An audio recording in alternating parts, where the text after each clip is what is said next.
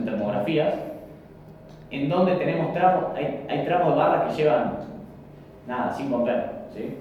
Y el tramo de barra opuesto, que está al mismo nivel de tensión, lleva 800 amperes, ¿sí? ¿Por qué? Porque hay un seccionador que tiene una alta resistencia de contacto, ¿sí? ¿Cuánto? Y 10 veces más que el otro, ya es suficiente para que por donde pasan 10, por otro lado pasen 1000, ¿sí? Es la misma relación. Y más alto estoy hablando de 1 micrón contra 10 micrón, que es baja resistencia, ¿sí? En ese caso de la diferencia en la resistencia y los contactos, tenés que poder Se hace mantenimiento, ¿sí? Tal cual, se hace para eso. De hecho, los estudios se hacen para eso. Se programa mantenimiento, se abre el seccionador, se lo limpia, se lo engrasa, se lo regula, porque lo mejor es que cuando cierra no hace la última traba, ¿sí? Se lo analiza y se lo repara, ¿no? Es todo. En definitiva, deberíamos lograr que se distribuyan medianamente de forma pareja, ¿sí? ¿Por qué? Porque está siempre todo cerrado, esa es la clave, digamos, ¿no? No hay que dejar nada abierto. Bien. Bien. Volvamos entonces estos valores. La corriente de cortocircuito, otro valor que tenemos que mencionar, ¿de dónde la sacamos? ¿Cómo? Fíjense, acá tengo valor de 1000, tampoco tengo sí. Este es otra tabla, ¿no? Perfil tiene lo mismo, marca modelo, tensión nominal, tensión máxima de red, corriente, frecuencia. La corriente de ruptura simétrica, 40 kA, ¿de dónde sale? Fabricante. El fabricante te lo da, pero ¿qué? El fabricante, si lo que él me quiera vender, yo le toca ese caso, o yo puedo elegir qué comprar. Ensayo. Está bien, esto es lo que aguanta, pero yo cuando voy a elegir, hay de 40, pueden haber de 25, pueden haber de 80. O sea, está diciendo que condiciona que elijamos uno de 40. Yo puse uno de 40, ¿por qué? Y porque supongo que nunca voy a tener más de 40, si no lo compré mal. ¿Sí? ¿De dónde saco ese dato? ¿Quién me da la potencia de cortocircuito? El sistema, ¿sí? Bien, no es Camesa, porque no es Camesa quien se dedica a hacer el estudio, pero sí medianamente lo regula. Cuando se hacen este tipo de obras, un fangote de plata se lo que llaman estudios eléctricos, ¿sí? Hay estudios eléctricos de etapa 1, 2, 3 y 4. En estos casos, los estudios son de etapa 1 y 2, porque 3 y 4 son para generadores de inyecciones potentes, ¿sí? Con esos estudios se determinan, bajo todas las condiciones de carga que uno pueda tener, cuáles son las potencias máximas por circuito, que va a corresponder a qué. La potencia por circuito que tengo acá. ¿Cómo? Cuando yo hablo de potencia por circuito, ¿sí? ¿Cuántas potencias por circuito tengo en toda esta estación? Y casi la misma, salvo por la resistencia del... Bueno, sí, pero estamos hablando que las líneas acá tienen 300 kilómetros. ¿Cuánto le puede sumar? 100 kilómetros más de caño. Claro, nada. Nada. La potencia por circuito en una estación transformadora siempre es única, ¿sí? Es un concepto completamente importante. Cuando la corriente nominal se puede calcular en función de para qué está siendo utilizado, ¿sí? Ya sea por lo que va a proteger, por lo que va a circular realmente, la corriente por circuito es única para toda la estación, siempre, ¿sí? Siempre. ¿Por qué? Porque potencialmente es el mismo punto. La corriente por circuito en la barra, en este cable que hay acá, a 10 kilómetros de la línea, es la misma.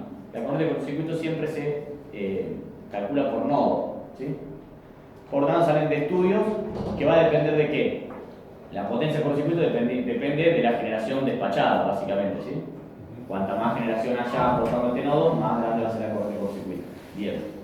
Por tanto, es dato. La corriente por circuito es dato, de ahí depende la corriente por circuito, ¿sí? Bien. Corriente por circuitos, ¿cuántos valores tenemos importantes? No importantes, pero sino como diciendo muy importantes. Esta, ¿qué corriente por circuito es? Corriente de ruptura simétrica. Simétrica. ¿Cuál es la simétrica? Sin la componente de la simetría, ¿no? Y bueno, ¿cuándo hay asimetría por circuito? ¿Cómo? ¿Cuándo hay asimetría? ¿Cómo? No, por eso está trifásico. En el trifásico, justamente este, digamos. El simétrico es el trifásico, ¿sí? ¿Por qué? Porque son simétricos, las tres fases se compensan, mismo valor, no hay retorno por neutro o tierra en este caso que no hay neutro, ¿sí? Cuando tengo un cortocircuito homopolar, tengo lo que es la corriente cortocircuito homopolar, ¿sí? Bien. En este caso, acá no es importante, a nivel eléctrico no es importante. ¿Por qué? Porque la simétrica siempre requiere, está hablando de mayor potencia, ¿sí? El interruptor lo va a definir la potencia del cortocircuito simétrico, ¿sí? ¿Para qué es importante la unipolar? Para la tensión de paso y contacto, tal cual. Por lo tanto, al dimensionar una malla puesta a tierra o un sistema puesta a tierra, no tiene que utilizar esa corriente. Bien, el tiempo de apertura y tiempo de cierre, esto sí depende de los fabricantes. Las transportistas piden sus valores, pero son valores que están definidos por los fabricantes. No pueden pedir cosas que los fabricantes no sean capaces de fabricar, ¿no? Hay algo que es real, las normas las definen los fabricantes y luego los usuarios se adaptan a eso, ¿sí? No hay ninguna. Uno agarra una norma, mire quién participó en las normas y son 300 fabricantes, 3 personas que pertenecen a los clientes, digamos, más o menos la proporción, ¿sí? Por lo tanto, ¿por qué? Porque alguien no tiene que fabricar, digamos. Yo puedo hacerlo de 40 milisegundos, yo puedo hacerlo de 38, yo puedo hacerlo de 36, bueno, hagámoslo de 40, si no yo no puedo vender, y ahí empiezan todas las tramoyas por atrás. Así se hace la norma. Tal cual. No podría decir ningún mejor. Bien. Y luego tenemos, este está bueno porque tenemos estos dos datos que son muy particulares de alta tensión. Resistencia, precisión y sincronizador de maniobras. ¿Alguien sabe qué es esto? El sincronizador de maniobra es, creo que habla de velocidad que los 3 polos de los interruptores tienen que estar sincronizados, digamos, o algo de las transiciones de cada polo del interruptor, que cuando cierra y conseguir esa tensión. Bien.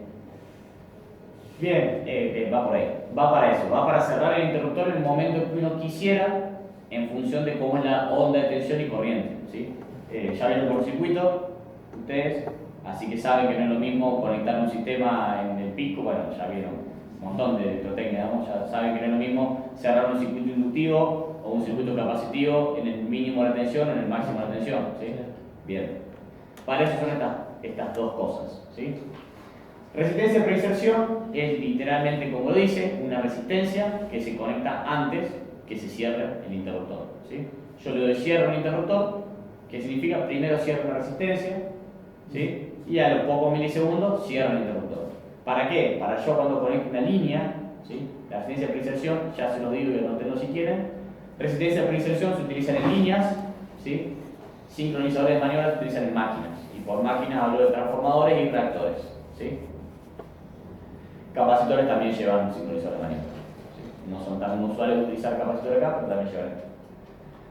La resistencia de preinserción, como le decía, es... acá no tengo uno, pero... ¿Ustedes se imaginan como un interruptor de 500, 132? ¿Han visto alguno? 500 sí, el 131 no. ¿Cómo? ¿Cuál? ¿Cómo es un interruptor de 500 kV o de 132 kV? ¿Han visto algunos? No sé si yo les he mostrado fotos, está bueno que lo vayan haciendo desde ahora. De 500 es como una tele así con todas las cámaras. Ese es seccionado. No es como una torre. Claro, el interruptor puede ser así, Tenía o 3 cámaras de cámara, o con doble cámara. Sí.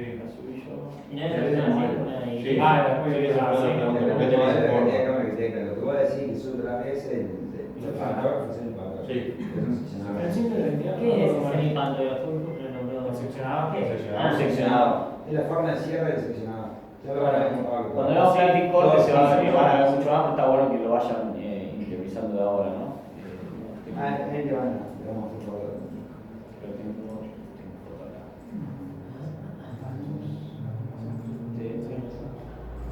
Fíjense, este es un interruptor de 500 kV, ¿sí? Estos son aisladores simplemente para aislar el suelo de los 500 kV, ¿sí? Y esto que tenemos acá, este es un interruptor moderno, 2 cámaras de corte, ¿sí? O sea, acá hay literalmente un interruptor y otro interruptor, 2 en serie que operan a la misma vez, ¿sí? ¿Por qué? Para separar contactos de 220 kV, ¿sí? Y no 500, ¿sí? ¿Está bien? Si yo tengo que separar 2 conductores que están en 500 kV, ¿sí? Es más fácil separar 2 veces 2 de la mitad. ¿Está bien? Antiguamente, cuando vamos allá a Malvinas, los interruptores tienen 6 cámaras de corte. ¿Sí? ¿Por qué? Porque estos son interruptores aliados al CP6, ahí son por soplado de aire. ¿Sí? A ver si se ve uno. Ahí está el seccionador. Acá se ve. Fíjense, esto que ven acá, ¿sí? Bueno, esto no es, esto es un capacitor. Bueno, se les aviso que estos interruptores, ¿sí? Para asegurar que, a ver, si esta cámara es un poquito más rápida que esta, ¿sí? ¿Sí? Esta todavía no abrió y esta ya está tratando de terminar de abrir, ¿sí? Se está bancando los 500 kV, ¿sí? Por lo tanto, para asegurar esa distribución de tensión, que se hace, se ponen 2 capacitores en serie, que son estos que se ven acá. Entonces, es un divisor capacitivo. Si entre todos borran en 500 y son la misma capacidad, entre todos borran en mitad. ¿Sí? Un divisor capacitivo. Como lo de electrónica, pero en alta tensión. Es para eso. Algo parecido, que acá no tenga foto, voy a pasar a una a ver si. Este me justo. Fíjense. El del centro es la cámara de corte, el finito es el capacitor y este gordo que está acá es una resistencia por inserción. ¿Sí? ¿Qué se hace? Se mueve de la misma forma que el interruptor, ¿sí? Solo que, ¿qué pasa? Digamos? Esta resistencia tiene valores grandes de resistencia, digamos, ¿no? Por lo tanto, las corrientes nominales que circulan no son tan grandes y no tienen que aguantar por circuito, entonces no necesita las mismas condiciones que sí la cámara. ¿Sí? Pero esto es físicamente lo que me refiero con resistencia por inserción. Es otra cámara que abre y cierra a la vez. ¿Sí? Bien. Para que veas el implantógrafo. Fíjense, es un implantógrafo horizontal. ¿Sí? Fíjense, todo este brazo es el interruptor, el seccionador, perdón. Acá esto se articula y queda como este que está acá. ¿Sí? Este está abierto, fíjense. Cuando cierra, se estira y queda así. Y los mismos hay verticales.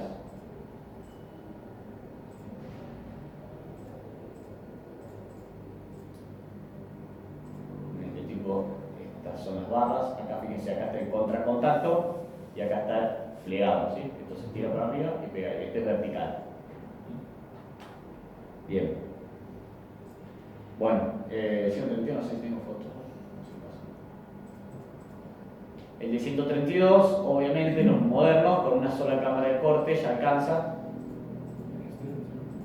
Por eso son de tipo vertical.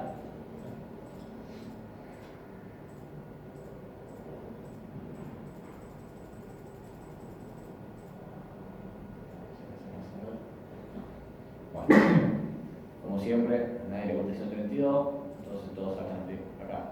Esto es 220 igual. Son parecidos. No sé. Bueno, les debo la ISO32. Pero es parecido, solo que parado. En vez de forma de T, tiene primero un aislador y luego la cámara de corte. Entonces llega por arriba del borne y sale por el medio de otro lado. Bien. No dijo para qué servía la resistencia de precisión. Ahí se las mostré para que visualicen qué es lo que es una resistencia de precisión. Bueno, es eso, digamos. En la resistencia no sé si dice acá el ohm, debe ser 1000 ohm, por ahí. No dice el valor. Algunos unifilares se buscan van a ser 800 ohm, 1500 ohm, son valores de resistencia. ¿Para qué es esto? La resistencia de precisión utilizan en líneas, se ponen en líneas porque una línea cuando está en vacío y se tiene que conectar es un capacitor enorme. ¿Sí? ¿Se acuerdan? Un sistema un RC, si no hay R y uno pone un capacitor, se carga de golpe, es un pico de tensión, digamos. ¿Sí? Bueno, lo que se hace esto es que la carga de ese capacitor responde a un circuito RC y no un C puro. ¿Sí? Se pone esa resistencia.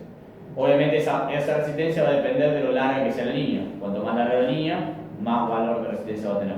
¿Sí? O al revés. Lo mismo tenían los bancos capacitores que también tienen una resistencia de polarización. Creo que también, ¿no? Los barcos, los capacitores para corrección por potencia. Sí, también. Sí. Bien. En el caso de las bueno, y hay algunos, estos ya nos quedan muchos, pero algunos que tienen resistencia de sería post-inserción, sí. Post-inserción, que es para descargar las líneas, ¿sí? Una vez que se abren.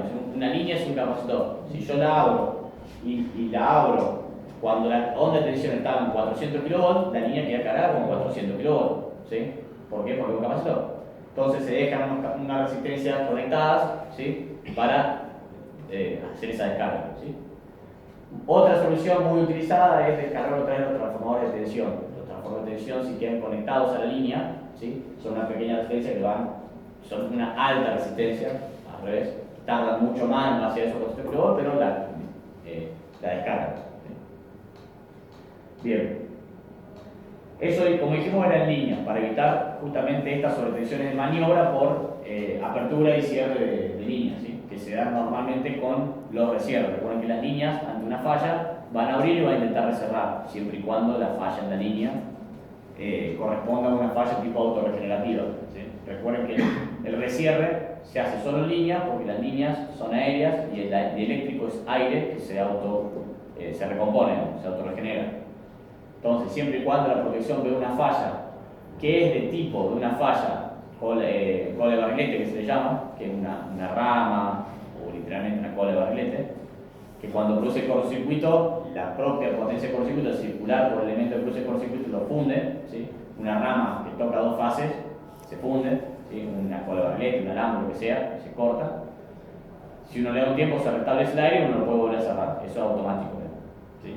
Por eso se hace solamente en línea, no en un transformador, porque si hay una falla en un transformador está dentro de un pedazo de una pileta de aceite, ¿sí? Claramente hay algo más complicado. No se pone un barrilete dentro de un aceite, de un transformador.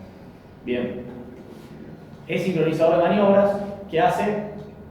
Básicamente busca solucionar los mismos problemas que ocurren al energizar y desenergizar líneas sin nada, pero de máquinas, ¿sí? También lo podrían hacer en una línea, ¿sí? ¿Cuál es la diferencia? Un sincronizador de maniobras es un equipo electrónico que está supervisando la onda de tensión a cada instante y la de corriente, ¿sí?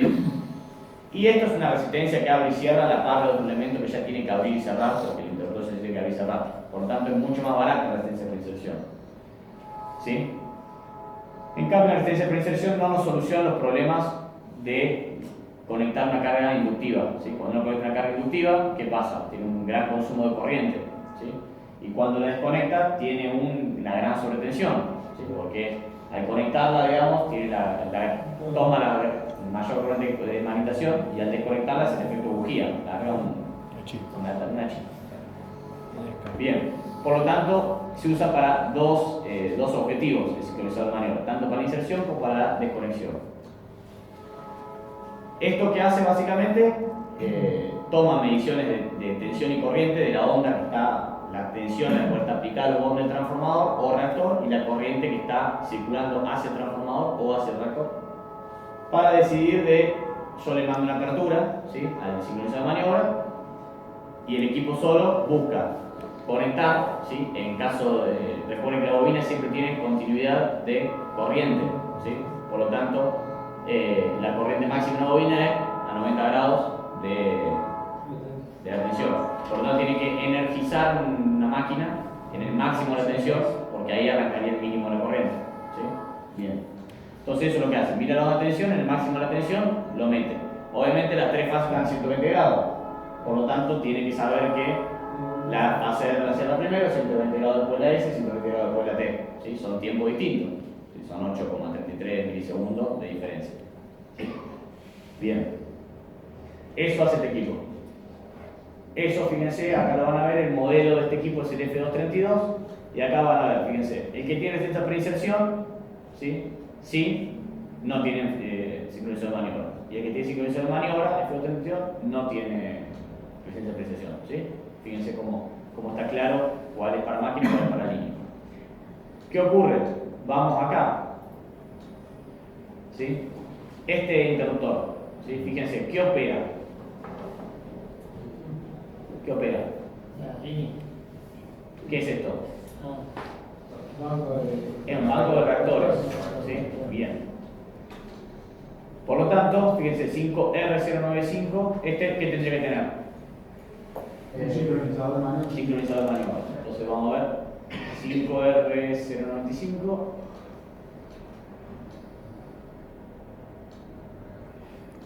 Acá. 5R095. Fíjense, tiene un F236. ¿Sí? ¿Está bien?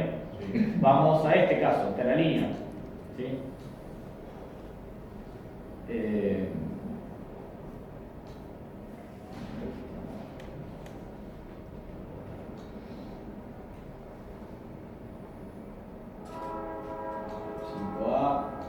5A y 5L de 0.75.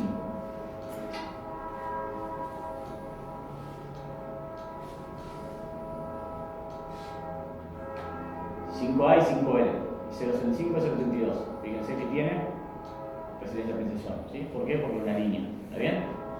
Bien. ¿Qué ocurre? En este caso particular no hay, ¿sí? Pero puede ocurrir que un interruptor tenga las dos, ¿sí? ¿Cuándo piensan que puede pasar que tenga tanto resistencia como sincronizador de maniobra?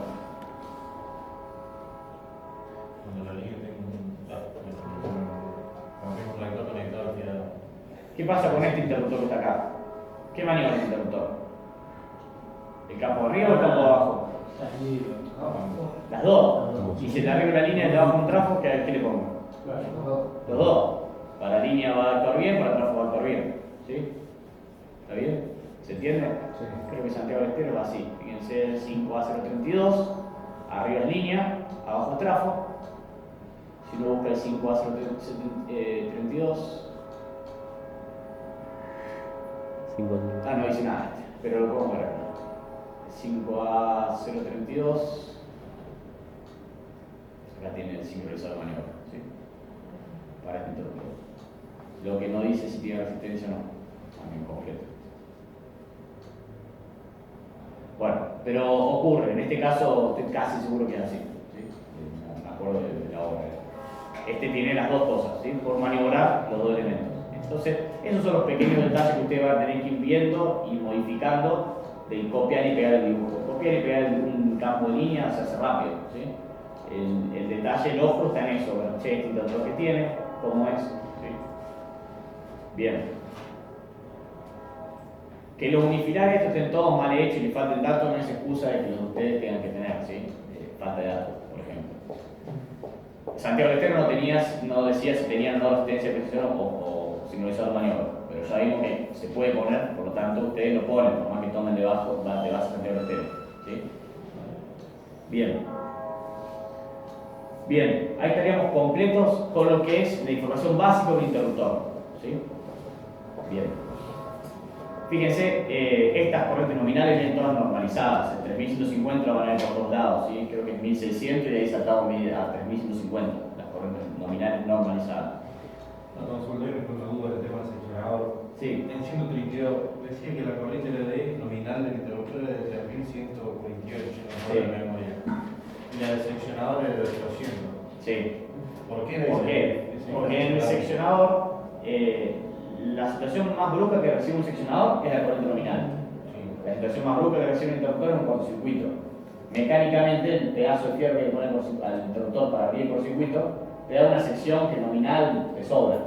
Al seccionador no lo va a sobredimensionar para el cortocircuito si no tiene que abrir durante el cortocircuito, solamente tiene que aguantar durante menos de un segundo, ¿sí? Entonces, para no sobredimensionarlo, el seccionador sí se calcula como una corriente nominal mucho más cercana a la de la potencia, ¿sí? Claro. En cambio, el interruptor, si uno dimensiona por corriente nominal y después dimensiona por cortocircuito, este dimensionamiento te queda siempre sobrado, ¿sí? Por lo tanto, siempre va a ser así de bruto, ¿sí? A lo que voy, yo no puedo hacer un interruptor de 500 kV de 40 kA, ¿sí? Y 500 kV y que la nominal no me aguante 3000 A, ¿me entendés? Porque constructivamente van a la par. Si tienen que aguantar el esfuerzo electrodinámico, yo tengo que poner más sección al vástago de contacto y ya me sube sobre la corriente nominal. Bien, vamos a los seccionadores. ¿Qué tipo de seccionador tenemos constructivamente? Eso ya lo vieron. Tenemos tres. El semipantógrafo, el de una columna, el rotativo y el de tres columnas. Bien, eso cuando lo vemos, vemos un seccionador, un polo de un seccionador, ¿sí? Según la maniobra que hace, son 3 columnas, 2 columnas o semipantógrafos, ¿sí? Dentro de los semipantógrafos puede ser vertical o horizontal, ¿sí? Y están los pantógrafos completos, que son porque la pizza de ensalada, ¿sí? Esos, tengo foto en ese plan, bueno, espero ver la próxima. Un pantógrafo es básicamente el semipantógrafo un solo brazo, el semipantógrafo son 2 brazos cruzados, una pinza de ensalada. Baja así, sube así, ¿sí? Ya le subo fotos después. Igual en plan y corte eso lo vamos a ver porque literalmente lo veo. Bien, Y desde el punto de vista como equipo tripular, ¿de qué forma tengo los Posición en hilera y perpendicular, digamos, Sí. a las barras. Y el otro era Fila india y polos paralelos. ¿Sí? Bien. Luego los puedo poner, como decís vos, en hilera, ¿sí? Que eso ocurre mucho en 500 kV, en 132 no tanto, de hecho no ocurre. ¿Sí? Bien. Fila india y polos paralelos.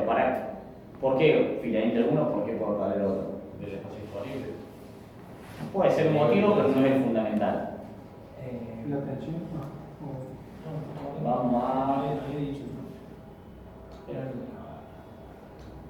Era algo con las barras. Sí. Bien.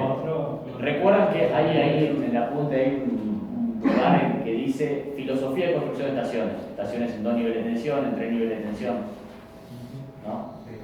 ¿Me vieron? Bueno, cuando le damos corte eso lo vamos a ver bien, ¿sí? Pero eso depende, a ver, todo esto que uno ve como unifilar y esta línea la pasamos por encima de la barra, ¿sí? En la realidad uno tiene que hacer algo en donde las distancias, que cuando esto cruce por acá abajo, no rompa distancia. Esto hay que construirlo y aislarlo. ¿Está bien? Por lo tanto, hay muchas formas de llegar con la línea, bueno, con el trafo en este caso, con la línea y acometer a las dos barras. ¿Cómo hago yo entre medio para pasar por todos estos equipos sin enredarme ni romper distancia? ¿Está bien? De ahí surgen lo que son las 2 niveles de tensión o 3 niveles de tensión. Los seccionadores que son fila india, ¿sí? Que significa fila india que, por ejemplo, si estos son los 2 polos, ¿sí? No importa si es 2 columnas, 3 columnas, siempre tienen 2 polos. Fila india significa que pongo los dos así, tengo los 6 polos en una sola fila. Bien. Esos seccionadores solamente se usan como seccionador de barra, ¿sí? ¿Por qué? Porque imagínense esto es la fase R, ¿sí? De la barra A y esta es la fase R de la barra B. Ahí me permiten venir con una barra y morder los 2 polos, pasar de largo, ¿sí? Y hacer esta conexión que vemos acá, que une las 2 barras, los 2 polos, ¿sí? Si yo lo pongo polos paralelos, ¿cómo paso de este polo a este polo sin circular este? No puedo. Tengo que hacer una vuelta así. No se hace vuelta así. Entonces lo pongo así. ¿Está bien? Bien. Ahora, este seccionador de acometida, ¿sí? Yo no necesito irme a ningún otro lado. Entonces, ¿por qué voy a poner un fila india acá? Cuando el fila india me consume más distancias a lo ancho, ¿sí? Que un polo paralelo. Pongo un polo paralelo. Por lo tanto, siempre, por lo general, hay excepciones, ¿sí? Que esas excepciones por lo general son porque alguien compra mal los seccionadores. Estos seccionadores son de polos paralelos. Los de acometida y transferencia son polos paralelos. Y luego los de barra son fila india. Se pueden utilizar polos paralelos en fila india, pero eso ya necesitas una conexión de playa en 3 niveles de tensión, en 3 alturas de tensión, ¿sí? Lo vamos a ver con platicortes. Bien. De eso ya me define en este caso si es polos paralelos o fila india, ¿sí? Este polo paralelo y fila india importa mucho más en nivel de tensión como 132 kV o 220 kV, ¿sí? ¿Por qué? Porque en 500 kV los seccionadores ya son de tipo pantógrafo o semipantógrafo y siempre son de polos paralelos, ¿sí? ¿Por qué? Porque tienen otro tipo de conexión, ¿sí? Es difícil ver un sistema doble barra como este, ¿sí? En donde un interruptor se conecta a las 2 barras en 500 kV. ¿Por qué? Porque no es un sistema 500 kV no es un sistema pensado para tener un sistema doble barras, ¿sí? Al margen de que hay algunas estaciones doble barra de este tipo en 500 kV, el sistema de 500 kV, yo les decía la otra vez que la doble barra justamente es para poder establecer 2 nodos independientes y generar 2 subredes, ¿sí? Y así bajar la potencia por circuito del sistema, ¿sí? Bien. En 500 kV no vamos a tener nunca 2 redes, ¿sí? Porque tendríamos que crecer como país al doble de lo que somos hoy, mínimo. Por lo tanto, son sistemas pensados para que funcionen siempre cerrados. Entonces, esta conexión no me sirve, ¿sí? No me da ningún agregado, ¿sí? Y me hace poner 2 seccionadores donde podía poner uno solo. ¿Está bien? Por lo tanto, no es muy usual tener esto. Sin embargo, hay ejemplos, se los puedo mostrar, pero es más que lo mismo que esto, solo que más alto y más largo. Bien. Vamos a la tablita, a nuestra tablita. Acá, por ejemplo, seccionadores. ¿sí? Y vamos a abrir una ISO32. 19, prácticos. 711.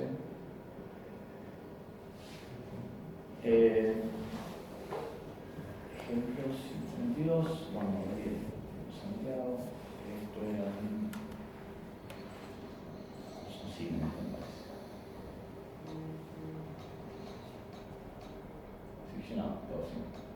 Bien, fíjense, esta es una playa de CO32. ¿Qué tipo de esquema es este? Doble barras. No, doble barras. Ahí se ve mejor. ¿Qué tipo de esquema es este? Doble barras. Doble barras es más con barra de referencia. Sí, dos barras con Dos barras donde una de ellas puede ser transferencia. ¿Cuál es la transferencia? La barra B. ¿Sí? ¿Todos lo ven eso? Sí. Entramos, nos olvidamos de esto por primera parte, tenemos el seccionador de acometida, el interruptor y los dos seccionadores de barra. ¿Sí? Si yo quiero dejar afuera este interruptor por algún mantenimiento, ¿qué hago? Conecto mi línea a través del seccionador de bypass y luego lo vinculo a la otra barra que sería con mi único nodo a través del acumulamiento. ¿Sí? Bien. Físicamente esto lo vamos a ver cuando en anticorte. ¿Cómo es esto? Entramos a altura normal, digamos, por un seccionador de acometida, el interruptor, y luego tenemos dos seccionadores de tipo fila india. ¿Sí? Mordemos el primer polo, seguimos de largo hasta el segundo. Y este seccionador está literalmente arriba de este, ¿sí? Este está a 3,5 metros y este está puesto a 8,5 metros, está a la altura. ¿Sí?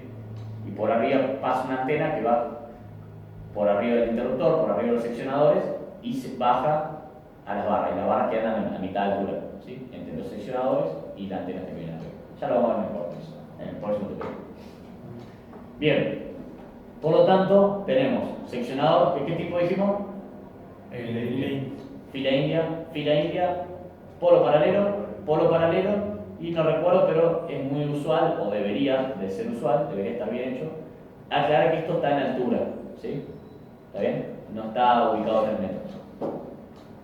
Bien.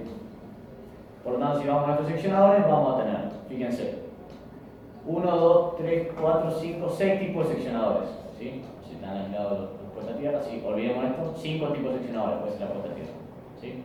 Bien. ¿Por qué 5 tipos? Si nosotros, ¿cuántos contamos recién? Contamos 9 y encima está mezclado. Contamos 3. ¿Cuántos tipos de secciones tenemos? Olvídense de que estos están diferenciados, ¿sí? Están todos mezclados.